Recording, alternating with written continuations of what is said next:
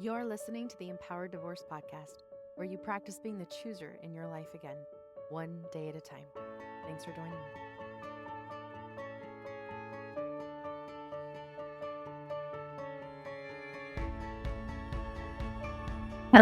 Hello, my amazing, beautiful listeners. How are you? Thank you for joining me. I am glad you're here. I'm glad you're listening. I wanted to remind you and encourage those of you who have not left a review on Apple Podcasts. I don't know if Spotify does reviews or not. Either way, like or follow, it helps build the community. It helps get this podcast out to more women who are experiencing a life-saving divorce, but don't know that they are. Maybe they're still comparing a life-saving divorce to other divorces and feeling frustrated, unseen, or unheard, or confused. I know that when I had more of a language to describe what I was experiencing, the different destructive behaviors that I was experiencing, why all of the sentiments or phrases that people would tell me when I was going through divorce, like, well, it takes two, made me want to absolutely scream because it didn't feel true. It didn't feel validating to my experience. And I know a lot of you have shared with me similar thoughts and feelings about that. So it's important to me and in the work that I do to separate and distinguish this kind of divorce. There are so many nuances. There's so many aspects that surround what you all have experienced through betrayal trauma, the abuse that accompanies betrayal, those of you that have experienced further abusive behaviors and destructive behaviors in the relationship, and then how that has led to a divorce.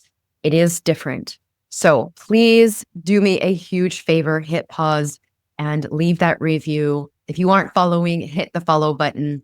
Marketing says that it will help. If you are considering joining me April 10th, 11th, and 12th in Salem, Utah for the Body Awakened Brainspotting Intensive, registration is closing in a few weeks. This is an incredible opportunity to spend 3 days to help you reconnect with your body in ways that you have never done before, I can almost guarantee. I am so excited about all of the body experientials that we will be doing along with your individual brain spotting session. We are going to dive deep into the body where trauma is stored. Trauma is stored deep within the body. And while our mind may be trying to process and move forward, the body can remain stuck, holding on to pain, fear, and those survival responses. And for many of us, disconnecting from our body was our form of self-protection to help us survive. But the longer that we have stayed disconnected, the more we experience chronic stress, anxiety, burnout, physical conditions like autoimmune disease, chronic pain, and illness. And that's why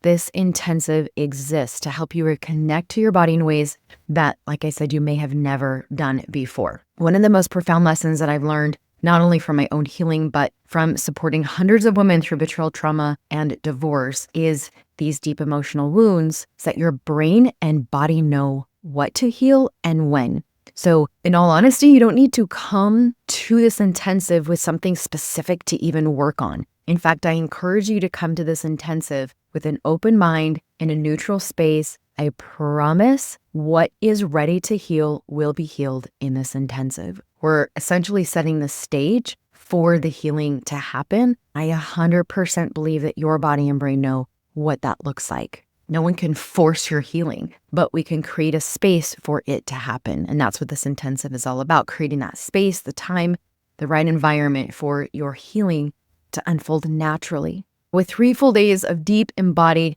healing in a small, intimate group, I'm only allowing 6 people, daily body experientials, guided exercises designed to help you reconnect and trust your body again, recenter your central nervous system, and making space for that collective healing as well. This speaks to you. Don't wait. Head over to the show notes. Click the link to register and get your spot and spend 3 days with me and some amazing women doing some amazing healing. In fact, today's topic on trusting yourself again goes right aligned with what we are going to be doing in this intensive.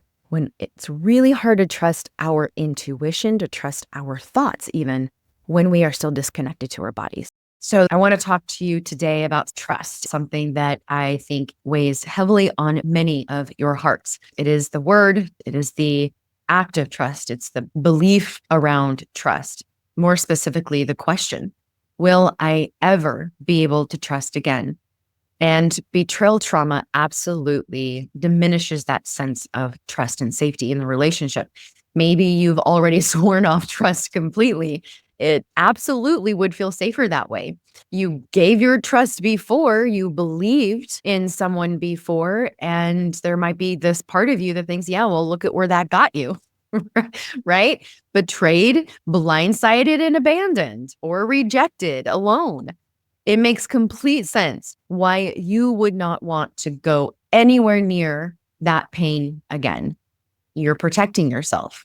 That instinct is to protect. That wisdom that your central nervous system has. Your central nervous system is saying, I don't want to go through that again. And you know what? I really want to honor that part of you that is trying to keep you safe by believing that trust isn't possible, or we're not even going to step into that again. I also know this, that deep down, there is another part of you that wonders if trust is ever possible and wonders if a relationship in the future is possible, because we are absolutely designed to connect. We're designed to connect with each other, to connect with other people. We aren't designed to be isolated. We just look at it primitively speaking. Isolation in the primitive days meant death. If you got kicked out of that tribe, you would most likely die. We are designed to be with people, to connect. Trying to fight or resist that inherent need can really bring on confusion when on the other side, you have this deep trust injury. So there might be a part of you that wonders if trusting someone else is possible again, but not just trusting someone else, trusting yourself again. And that's really what I want to focus on today, because the real question isn't, will I ever trust again? The real question is, can I ever trust myself again? And maybe some of you are thinking, look, Amie, I already did trust myself and look where it got me. I hear this all the time from women who've gone through betrayal and a life-saving divorce. They say, I thought I was making a good choice. I thought I could trust my partner. I thought I was listening to my intuition, and I was wrong. And so because of that, a lot of times we start to believe that we were the problem. Maybe we're naive. Maybe we're weak. Maybe we're broken. Maybe we got it wrong. That something inside of us is permanently flawed, unable to recognize those red flags, doomed to repeat the same mistake. But I really want you to hear me on this. You were never the problem. You did not cause it. You could not. You did not cause it. What happened wasn't because you were broken or flawed or missed something. It was because someone you trusted made choices that broke trust. We have to put the responsibility and the accountability on the right side of the street. You trusted in good faith with the information that you had at the time. And when you had new information, you made new decisions. That is not evidence of failure. In fact, that is evidence of growth. Trusting yourself again isn't about making sure that you never get hurt again. It's about learning how to build trust in a way that actually supports you. So here's where I want to shift the focus, because when we ask, will I ever trust again? We usually mean, will I ever trust someone else again? But let's put that on hold for a minute. Before we even think about trusting someone else, we have to start with trusting ourselves again. And this might be exactly where your human brain is going to fight back or argue, because it's going to give you all of the ways in which, like I mentioned, you did trust, where you thought you were making a good choice at the time. And look at where it got me. That thought right there, that, look, I did trust, I did all the things that I thought were right and I was supposed to do, and I loved and I believed he loved, and all the things that your brain is telling you, that right there is where we are self-betraying. When we blame ourselves for someone else's choices. And that belief is like a wound that just keeps on reopening, making you feel like trust isn't just being broken, it is dangerous. Let's just talk about trust a little differently. Imagine a ladder, a step ladder. Right now, it might feel like you're sitting at the bottom, looking up, wondering if you'll ever be able to climb up that ladder again. Maybe it feels like all of the steps of the ladder are broken and there is no way up. I know I felt like the ladder got yanked out from underneath me and I felt splat all over the floor. I get why it feels that way, because trust for you wasn't just about belief in someone's words or actions. It was attachment. When your nervous system syncs up with theirs, your body finds safety in their presence, your heart making hearts connecting, feeling at home with that person. And now that home feels burned to the ground. So rebuilding trust isn't just about deciding to climb right back up that ladder. That's why telling somebody who goes through something like this, well, just get back on the horse or climb back up the ladder, right? It's not that simple, because of the deep attachment injury that this kind of betrayal has had on us. But we can start to climb and rebuild one step on that ladder at a time when we're focused on rebuilding the sense of trust within first, not worrying, again, setting aside any idea around trusting someone else. In fact, where this often can be problematic is when we don't look at trust and rebuilding that for ourselves first, and we get into another relationship believing that this relationship is going to make us trust again or rebuild what was broken, right? Having this other person in our life put those steps in that ladder, it will never be sustainable. It's the difference between using those wood screws, anchoring those steps in the ladder in, versus tying a string around the steps of the ladder. It's going to get loose. It's going to fall. I can't stress enough how important this work around trust has to start with you learning how to trust yourself again, and possibly for the first time in that secure attachment way. So if we metaphorically use that first step in rebuilding the ladder, I would say the first step is learning to trust your own cues again, not blindly, not in a forced way, but in small, steady step way. Because here's what happens when an attachment injury occurs. Like I mentioned, your central nervous system goes into survival mode and it says, never again, I will not fall for this. I will not be fooled. It mistakes vigilance for wisdom. It mistakes fear for protection. And in the process, it stops trusting you, your gut, your signals, your intuition, your own ability to discern. So the first step in the ladder, listening to your body, trusting cues that your body is giving you, not gaslighting yourself out of your own feelings. It looks like noticing when fear is speaking and asking, is this fear from the past or is it something real right now? It looks like giving yourself new attachment experiences, not necessarily a romantic relationship, but in safe places where connection isn't laced with betrayal. Learning what healthy connection and interactions actually look like, whether this is from observing other people around you or experiencing that with safe people in your life. I just did a whole episode on the importance of believing your body. I cannot stress that enough, which is why I think this is and has to be that first step in the ladder. Because when cognitively we're not quite sure what really is happening present day, or if this is something that's coming up from the past, really doesn't matter. What happened in your past is always going to, in some level, be part of your present. So we have to just believe our body first. I will oftentimes have clients come who are in committed relationships or even remarried. They are struggling with this right here, trusting again, where they might be feeling like trust is violated or they're nervous about trusting. Something happened and they're freaking out because part of them is worried about whether or not they can trust this person that they're with, their partner.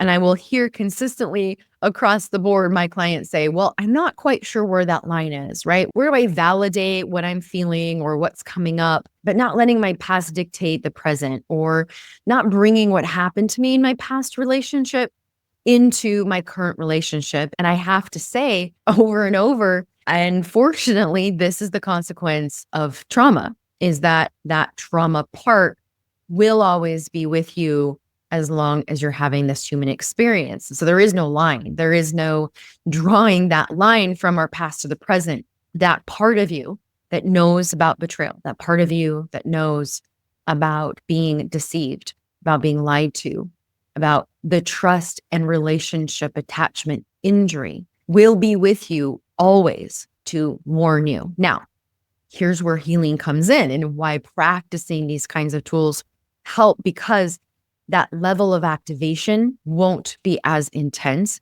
And when we accept this really comes down to that radical acceptance. When we accept that this is part of our human experience and will be part of our future relationships, that acceptance allows us to see the reality of today a lot more clearly and, dare I say, faster.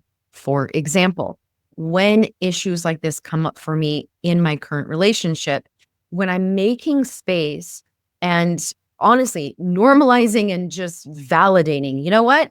I don't believe you, or I'm having a really hard time trusting what you just said right now.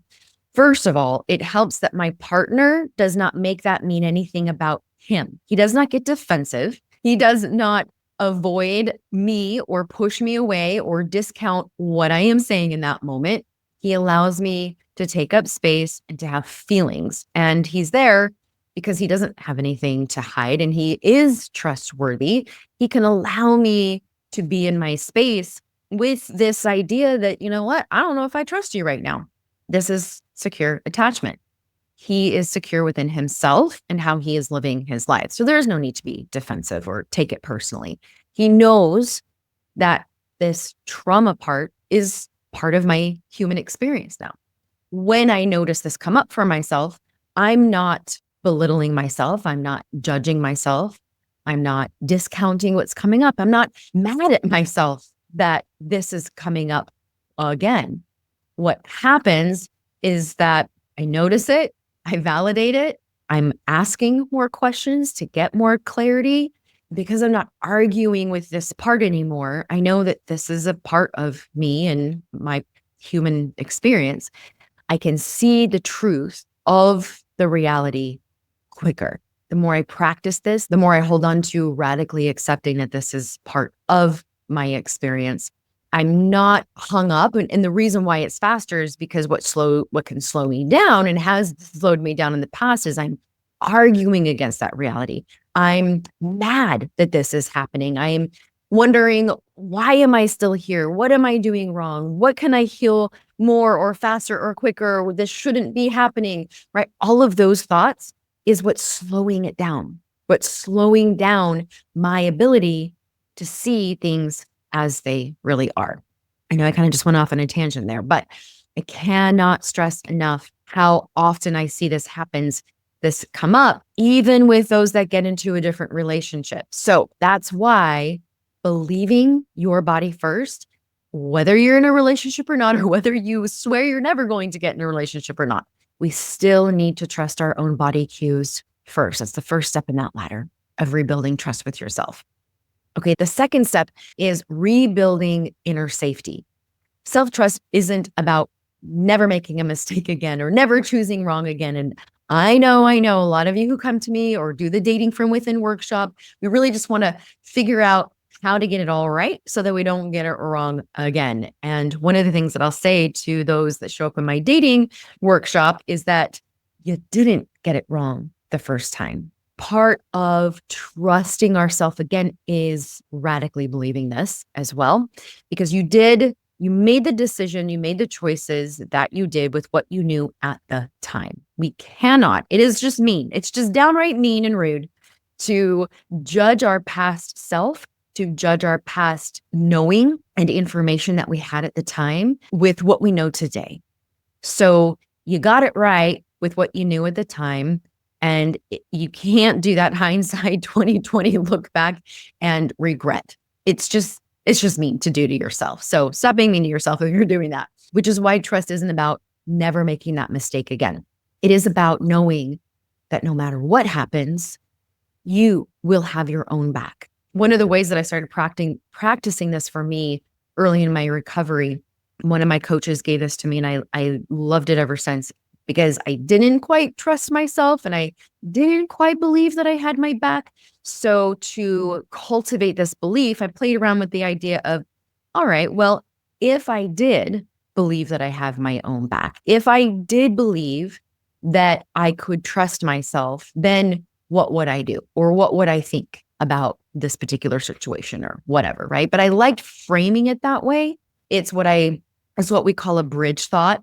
When we're not quite ready to believe that we can trust ourselves, we bridge that gap of doubt with, well, if I could believe that I have my own back, if something happens again, then what would that mean? Or what would I do in this situation? If you believed that no matter what happens, you have your own back, what would you see yourself feeling or doing? Rebuilding your own inner safety means learning how to recognize when your body says yes and when it says no, listening to it. It means pausing when something doesn't feel right instead of rushing to explain it away or self-doubt. Like maybe I'm just being too much or too picky or too extreme or too whatever or not enough. It's about creating internal safety so that I can trust myself and listen. I like starting my clients with things that they can do to rebuild this inner safety and this inner trust with things that maybe aren't so emotionally charged, like around a relationship or other people. That might look like setting a bedtime routine, waking up at a certain time, maybe starting an exercise routine, something that isn't, like I said, so emotionally charged. So if I say, you know what, I need to be in bed by 10 o'clock every night, I'm going to create that goal. I know this is what my body needs. I know this is what my mental health needs. I can rebuild that inner safety by knowing that I will have my own back around 10 o'clock when I need to go to bed and other people are trying to get me to stay up. I'm going to trust myself that I will honor and listen to what my body is telling me. I need to go to bed. When we do that over and over on some of these smaller, emotionally scaled experiences, we can start to rebuild that inner safety. Okay, the next step in that ladder, I think, in terms of rebuilding a sense of self-trust, is small proof over big promises. What I mean by that is a lot of people think trust is built by making this big, huge leap, like getting into another relationship. Trust isn't about jumping. It's about stacking small moments of proof. When I have my couples who are trying to stay in the relationship, work and heal, and the one that betrayed is trying to rebuild trust, this is one of the things that we have to be very, very, very clear about, is that you, my betrayer, are not going to expect your partner to trust you again in one big leap. This is absolutely going to take consistency, small steps over a long period of time. Anytime that expectation is, you should trust me by now. I've been good for a month or I've been good for 3 months.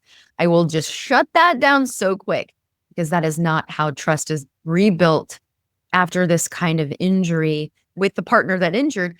It also is not rebuilt within yourself in one big leap.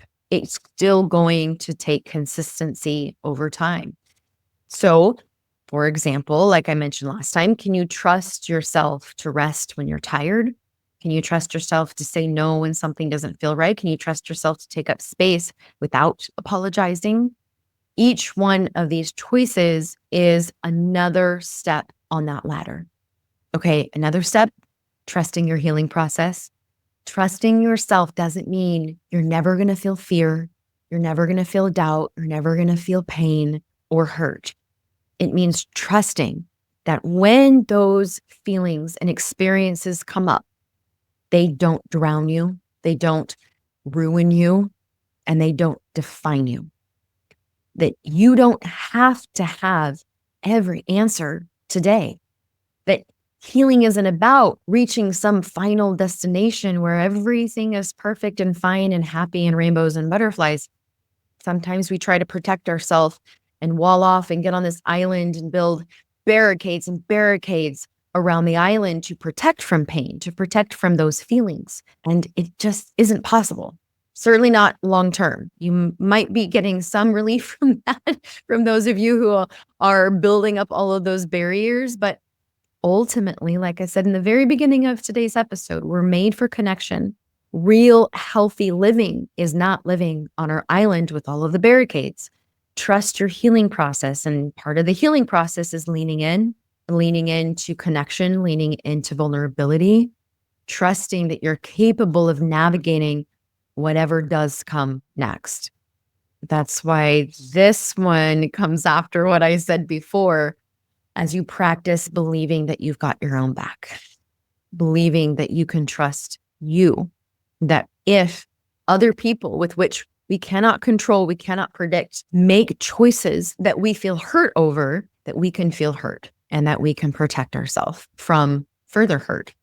The next step to rebuilding a sense of self-trust is trusting selectively, but not blindly. So again, trusting again does not mean handing over your heart to just anyone. It means knowing that you get to decide who earns access to you. That is not being, that's not bitchy, that's not mean, that's not bully, that's not selfish, whatever narrative, whatever perspective your brain is offering you about that, it's not. This is actually healthy. This is actually secure. This is appropriate. We get to choose who we give keys to that access. If you're the house, again, another metaphor, if you're the house, you are not expected to leave all the doors and windows and garage open so that anybody can just walk in anytime. Your job is to protect everything inside your house. It is okay to lock it up and then choose who you give the key to, who you give the code to. You get to decide that. I will say this, if we're talking about a relationship, you also get to decide who you get to be in a relationship with and how much access they get to you, especially when you're creating that new trust building relationship. It means knowing that trust isn't about proving your worth to someone else. It's not, again, having those doors and windows and garage open saying, see, look at all the valuable things that I have inside. Don't you want to come in? See how good I am? It's not trying to prove to anybody staying outside that house, standing outside that gate, that you're worth something if they come in. Trust built from within first is proving to yourself that you can discern who is safe and who is not. You don't have to jump to the top of the ladder. You just have to take it one step at a time. And maybe right now, that step is simply letting yourself believe that trust is still possible, not because someone else deserves it, but because you deserve to live a life where fear doesn't make every decision for you. Fear is one of those steps in the ladder. It will eventually break. Fear is not sustainable. Fear is not meant to be sustainable. Fear is information so that we can take that information and further protect.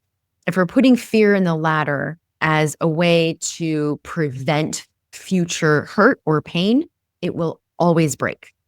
That step in the ladder will always break because you can't predict that. You couldn't have predicted it to begin with. I know many of you might still be grappling with that idea. Many of your brains are still trying to figure out how you could have prevented this kind of pain, this kind of betrayal, this kind of injury. And it's just not possible unless you are one of those uniquely gifted people that can see into the future, which I've never met one. But those of us with normal human brains, it's not possible. Beating yourself up over it is just mean. It's not helpful. It's not useful. It keeps you stuck. It keeps you limited. And it keeps you from trusting yourself. If we ever want to have and cultivate healthy connection in the future, whenever that is, we must start cultivating healthy trust within first. So if you're at the bottom of that ladder, staring up, wondering if trust will ever feel safe again, just know this: you don't have to do it all today. You don't have to force yourself to believe in something that you're not ready for either. Just take that next step. Trust isn't a leap, it's a climb. And every step that you make up that ladder, no matter how small, it is going to bring you closer to yourself again. Your intuition wasn't wrong. Your circumstances were deceptive. So if you're feeling like you should have known, the reality is the abusive behavior and communication that hid The acting out behaviors, the betrayed from the betraying partner manipulated that trust, created an environment that fostered self-doubt. And so the fact that you trusted someone who turned out to be deceptive does not mean your ability to trust yourself is broken. Please know that. It means someone exploited your trust. You weren't foolish. You were operating in good faith, which is what we do with our primary attachment person. Listen to your body, honor your boundaries, and validate your emotions. You were never broken. You were wounded. You can trust yourself again, one small step at a time, because you can. Take care, everybody.